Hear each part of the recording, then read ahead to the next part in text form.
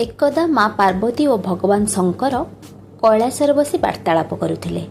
माँ पार्वती पचारिले, हे प्रभु, तुमे तो तुम भक्त मानकर सबु मनस्कामना पूर्ण करिथाओ, हेले एमिति कौन अछि भक्त माने ताकू करिबा परे तुमे तांको डाक न शुणी रही पार नाही। ए कथा शुणी महादेव हसिले एवं कहिले, देवी, मोर जेउ भक्त महाशिवरात्रि व्रत पालन करती तांको मनस्कामना मु निश्चय पूरा करे। केवल मनस्कामना पूर्ण करे नहीं, बरं से व्यक्ति को जड़े उत्तम व्यक्ति करी गढ़ी तोले।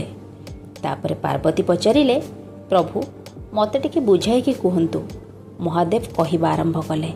कहिले, देवी, मोर चित्रभानु नामक जड़े भक्तर कहानी मु आज तुमको सुनाउछि। चित्रभानु नामक जड़े शिकारी थाए। से खूब गरीब।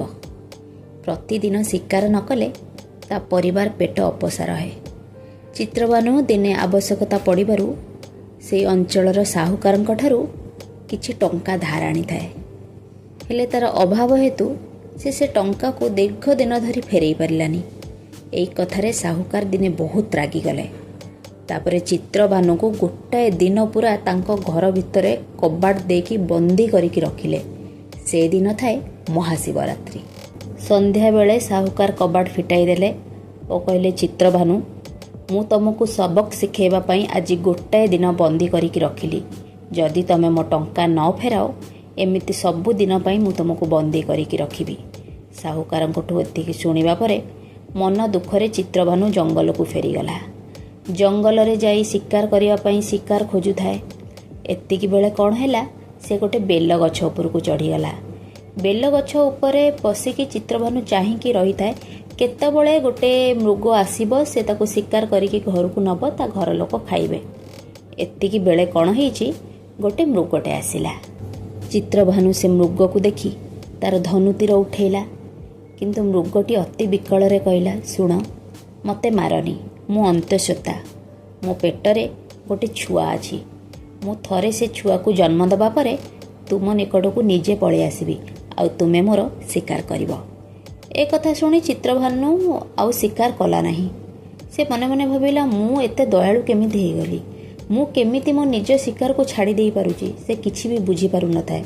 तापरे मृगटी सेठु चली गला।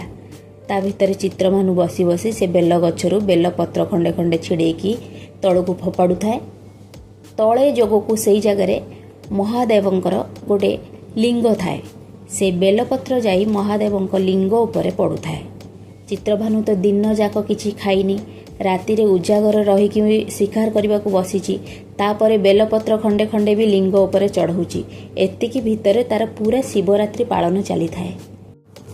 चित्रभानु बेल गछ उपरे बसी बेलपत्र को छिड़ेकी तले पकाउ थाए। शिवलिंगंक उपरे से पत्र पड़ू थाए। सेई समय रे आउ एक मृग आसिला।